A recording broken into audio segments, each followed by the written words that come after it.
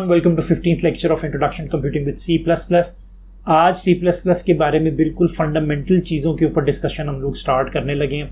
तो स्टार्ट करते हैं क्विकली। तो पहली चीज़ जो हम लोगों ने कंसिडर करनी है while we are programming in C++ वो ये है कि C++ is a case sensitive language. अगर आप कोई चीज़ स्मॉल लेटर्स में लिखते हैं, लेट्स सपोज अगर मैंने यहाँ पे लिखा है कोई वर्ड, लेट्स सपोज नेम लिखा है और यहाँ पे मैं इसको इस तरह से भी कैपिटल लेटर के साथ स्टार्ट कर देता हूँ, तो ये एक डिफरेंट चीज़ होगी C++ के लिए, ये एक डिफरेंट चीज़ होगी C++ के लिए। तो केस सेंसिटिविटी का हम लोगों ने ख्याल रखना है। दूसरी चीज़ इसमें यह है कि बहुत सारे वर्ड्स इसमें रिजर्व वर्ड्स हैं या की वर्ड्स हैं। रिजर्व वर्ड्स का क्या मतलब है कि उनके जो मीनिंग्स हैं वो ऑलरेडी डिफाइंड हैं, आप उनको रीडिफाइन नहीं कर सकते। वो जिस मकसद के लिए बनाए गए हैं वो उसी मकसद के लिए ही यूज़ होंगे। फॉर एग्ज़ाम्पल यहाँ पे हमने जो हेलो वर्ल्ड की टेम्पलेट एक देखी थी, उसमें हमने इंट यूज़ किया, यूजिंग यूज़ किया, नेम स्पेस यूज़ किया, रिटर्न यूज़ किया। ये सारी एग्जांपल्स हैं रिजर्व वर्ड्स की। यहाँ पे आपको लिस्ट नज़र आ रही है, ये सारे के सारे रिजर्व वर्ड्स हैं C++ के। जैसे कि अब यहाँ पे रिटर्न का मतलब है कि ये हमेशा कोई वैल्यू रिटर्न करेगा, तो we can not redefine it. Int का मतलब है कि हम एक इंटीजर डेटा टाइप को डिक्लेयर कर रहे हैं, तो इसको हम रीडिफाइन नहीं कर सकते।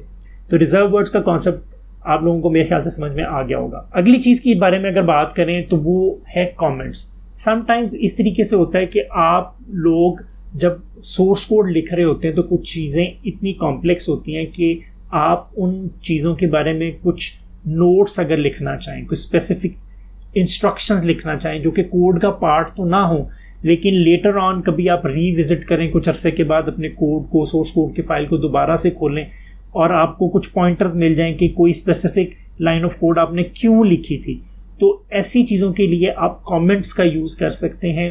कमेंट्स जो होते हैं वो सोर्स कोड फाइल के अंदर आप डायरेक्टली लिख सकते हैं। ये सिंगल लाइन कमेंट्स भी हो सकते हैं, मल्टी लाइन कमेंट्स भी हो सकते हैं। और कमेंट्स की मज़ेदार बात यह है कि ये कंपाइल नहीं होंगे। आपका सोर्स कोड कंपाइल होगा, लेकिन जो कंपाइलर है वो कमेंट्स को टोटली इग्नोर करेगा। सिंगल लाइन कमेंट्स की अगर बात की जाए तो सिंगल लाइन कमेंट्स जो हैं वो नॉर्मली आप ये डबल फॉरवर्ड स्लैश से स्टार्ट करते हैं और इसके बाद अगर आप कोई भी टेक्स्ट लिखते हैं it will be treated as a comment. और जो मल्टी लाइन कमेंट की अगर मैं बात करूं तो आप फॉरवर्ड स्लैश और उसके बाद एस्टेरिस्क का सिंबल आप लिखें और उसके बाद आप जो मर्जी चीज़ लिखते जाएं, सेम लाइन पे या मल्टीपल लाइंस पे आप स्प्रेड करते जाएं, वो सारा की सारी कमेंट ही कंसिडर होगी अनलेस और अनटिल आप इसको क्लोज भी करें विद एस्टेरिस्क और फिर आप फॉरवर्ड स्लैश इसमें दोबारा लगा दें। तो इस तरीके से आप लोग सिंगल लाइन कमेंट भी यूज़ कर सकते हैं अपने सोर्स कोड के अंदर और मल्टी लाइन कमेंट्स भी यूज़ कर सकते हैं। इसके बाद बात कर ली जाए वेरिएबल्स और आइडेंटिफायर्स की कि ये क्या चीज़ें होती हैं। तो इसके लिए एक छोटी सी एग्जांपल लेते हैं। फॉर एग्जांपल आपने एक प्रोग्राम लिखा है जो कि स्टूडेंट्स के मार्क्स की एवरेज कैलकुलेट करके आपको देगा। तो आपने इसमें डेटा स्टोर करना है इस प्रोग्राम में स्टूडेंट के पर्सपेक्टिव से। फॉर एग्जांपल आप अगर स्टूडेंट की एज स्टोर करना चाहते हैं तो वो कहाँ पे करेंगे? ऑब्वियसली मेमोरी में करेंगे, लेकिन उस मेमोरी को आप रेफर किस तरीके से कर सकते हैं? तो उसके लिए हम लोगों को वेरिएबल्स डिक्लेयर करने पड़ते हैं। वेरिएबल्स क्या होते हैं कि ये मेमोरी के अंदर एक आपको लोकेशन असाइन हो जाती है जिसके अंदर आप अपना डेटा रख सकते हो। वेरिएबल्स की डिक्लेरेशन किस तरीके से होगी? सबसे पहले आप डेटा टाइप बताएंगे, तो ये मैं जेनेरिक वे में लिख रहा हूँ कि डेटा टाइप बताएंगे, उसके बाद स्पेस होगी और उसके बाद आप वेरिएबल का नेम जो है वो मेंशन करेंगे और आखिर में आप लोग सेमीकोलन लगाएंगे। तो ये एक वेरिएबल डिक्लेरेशन जो है ना आप लोग इस तरीके से कर सकते हैं। सेमीकोलन जो है वो C++ में बहुत इंपॉर्टेंट है। हर जो C++ की स्टेटमेंट होगी वो हमेशा सेमीकोलन से एंड होती है। फॉर एग्जांपल अगर मैं अब इसमें एक इंटीजर टाइप का वेरिएबल डिक्लेयर करना चाहता हूँ जिसमें मैं एज स्टूडेंट की स्टोर करना चाहूँगा, तो मैं डेटा टाइप उसकी डिफाइन करता हूँ इंट और नेम उसका मैं रख देता हूँ एज और सेमीकोलन। तो ये मेरे पास एक वेरिएबल डिक्लेयर हो गया। अंडर द हुड अगर मेमोरी की बात की जाए कि मेमोरी में इसने ये किस तरीके से किया, फॉर एग्जांपल ये मेरे पास एक मेमोरी को मैं अगर यहाँ पे शो करूँ जो मेरी रैम है, बेसिकली इसमें आपके पास ये मेमोरी सेल्स हैं और हर मेमोरी सेल जो है मैं इसको यहाँ पे कंसिडर कर रहा हूँ, ये एक एक बाइट है मेरे पास। तो हर मेमोरी सेल का कुछ मेमोरी एड्रेस मेरे पास होता है जो कि मैं नॉर्मली हेक्साडेसिमल वैल्यू में उसको रिप्रेजेंट करता हूँ उस एड्रेस को। तो हेक्साडेसिमल को हम 0x से डिनोट करते हैं और उसके बाद जो भी नंबर है वो उसका बेसिकली एड्रेस होता है। फॉर एग्जांपल मैं 1 ही कंसिडर कर लेता हूँ, और ये सेकंड है, ये थर्ड है मेरे पास, ये फोर्थ है, और ये मेरे पास फिफ्थ है, एंड सो ऑन।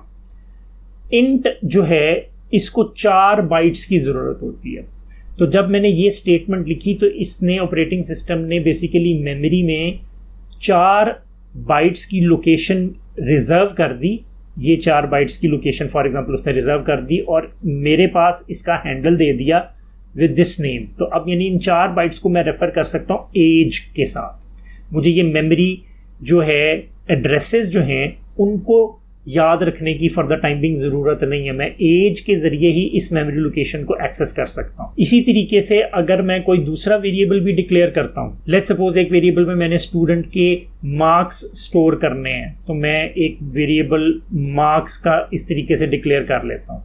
अब उसी तरीके से मेरे पास जो ये मेमोरी है, लेट्स सपोज मैं यहाँ पे रीड्रॉ करता हूँ और यहाँ पे सपोज करें कि मेरे पास जो मेमोरी एड्रेस है ये है मेरे पास F1 0xF2, ये 0xF3 है, ये इसके एड्रेसेस हैं। ये F4 है, ये F5 है, एंड सिमिलरली ये मेरे पास F6 है। तो अब इसी तरीके से पॉसिबल है कि ऑपरेटिंग सिस्टम मुझे ये वाली जो 4 बाइट्स हैं इनको एलोकेट कर दे और इनको मैं एज मार्क्स जो है वो रेफर कर सकता हूँ। इंपॉर्टेंट थिंग इज कि जब भी आप मल्टीपल वेरिएबल्स इस तरीके से अपने प्रोग्राम में डिक्लेयर करते हैं तो ये ज़रूरी नहीं है कि ऑपरेटिंग सिस्टम इनको कंटिगुअसली मेमोरी के अंदर रखे। अब ये वाला वेरिएबल, जैसे कि हमने यहाँ पे एग्जांपल ली, एज वाला वेरिएबल जो है ये 0x1 से लेके 0x4 की जो 4 बाइट्स हैं ये इसको एज बनाया इसने।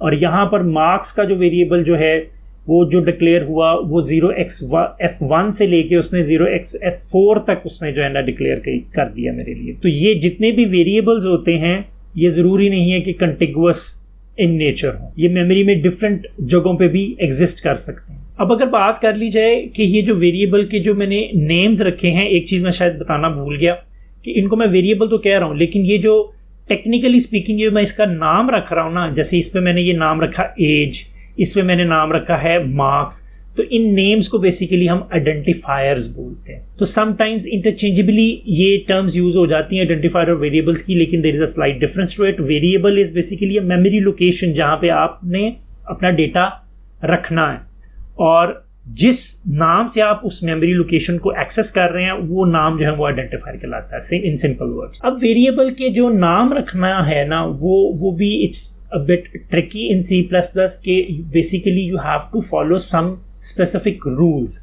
अब वो rules हमारे पास क्या है, एक तो वेरिएबल के नाम जो है ना यूनिक होने चाहिए, सेम नेम का वेरिएबल आप रीडिक्लेयर नहीं कर सकते। और यही रीज़न है, अगर मैं यहाँ पे बात करूँ, अब जैसे फॉर एग्जांपल ये सी आउट की अगर मैं बात करूँ, ये कीवर्ड की लिस्ट में आपको नज़र नहीं आएगा। सी आउट जो है ये कहाँ पे डिफाइंड है, ये मैंने आपको बताया था कि ये इसका जो डिक्लेरेशन है वो इस हेडर फाइल के अंदर डिफाइंड है। इसी वजह से अगर मैं लेट्स सपोज अपने प्रोग्राम के अंदर इंट सी आउट लिखूं तो क्या ये मुझे करने देगा? नहीं करने देगा, क्योंकि ये वाली चीज़ ऑलरेडी डिफाइंड है। ऑब्वियसली उस इंट के तौर पे तो डिफाइंड नहीं है, उसकी डेटा टाइप कुछ और है जिसके बारे में अभी मैं बात नहीं कर रहा, लेकिन ये ऑलरेडी इसके अंदर डिफाइंड है, तो ये मुझे इसको रीडिक्लेयर नहीं करने देगा क्योंकि this name is already taken. तो पहला रूल जो है वो मुझे पता चल गया कि जब भी मैंने वेरिएबल नेम रखना है तो variable name should be unique. Now what about the second thing, दूसरी चीज़ हमारे लिए क्या है? दूसरी चीज़ ये है कि जो भी वेरिएबल का जो नाम है ना उसमें क्या चीज़ें इंक्लूड हो सकती हैं। उसमें लेटर्स इंक्लूड कर सकते हैं आप, उसमें डिजिट्स सारे के सारे वो इंक्लूड हो सकते हैं, और उसमें अंडरस्कोर जो सिंबल है वो भी आप यूज़ कर सकते हैं।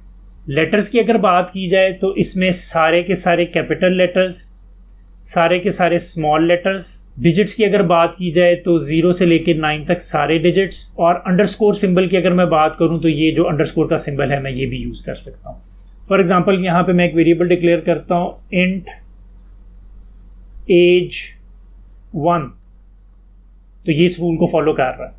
फिर इसी तरीके से इंट a2g, ये भी इसको फॉलो कर रहा है। फिर मैं लिख सकता हूँ इंट a_2, तो ये भी इस रूल को फॉलो करता है।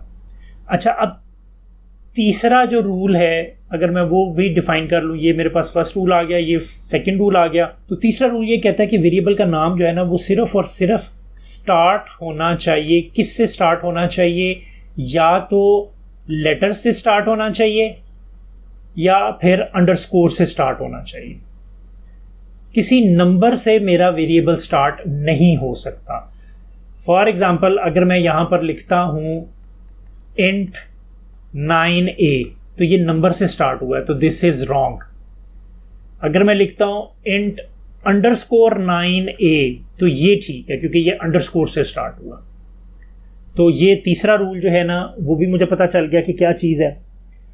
चौथी चीज़ अगर मैं इसमें कंसिडर करूं, चौथा रूल मेरा जो है वो है नो स्पेशल कैरेक्टर्स।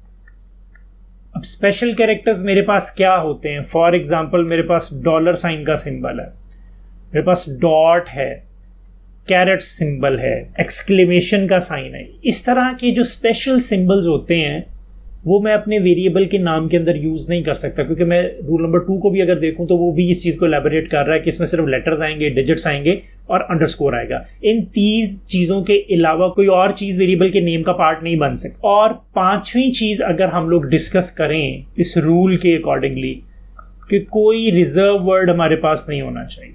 ये हमने जो लिस्ट देखी है, तो हमने जो वेरिएबल डिक्लेयर करना है वो इस लिस्ट से मैच नहीं करना चाहिए। तो वेरिएबल नेम के हवाले से ये 5 रूल्स हैं।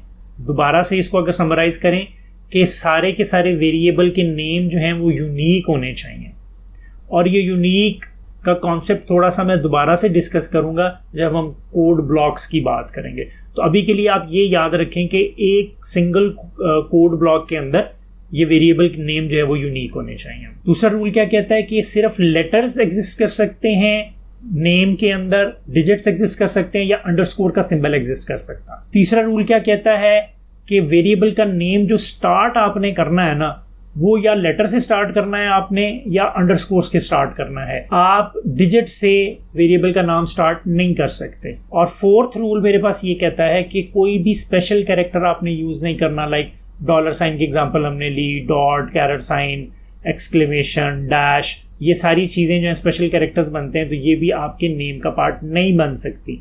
और अगली चीज़ हमने ये देखी कि कोई भी रिजर्व वर्ड भी आपका वेरिएबल नेम नहीं बन सकता। तो आज बहुत ही बेसिक चीज़ों की अंडरस्टैंडिंग हमने डेवलप की है। अगले लेक्चर में प्रैक्टिकली भी कोड के अंदर भी इन चीज़ों को करके देखेंगे और इसके साथ कुछ मज़ीद फंडामेंटल चीज़ों को भी एक्सप्लोर करेंगे। तो आज के लेक्चर में इतना ही, मिलते हैं अगली वीडियो में।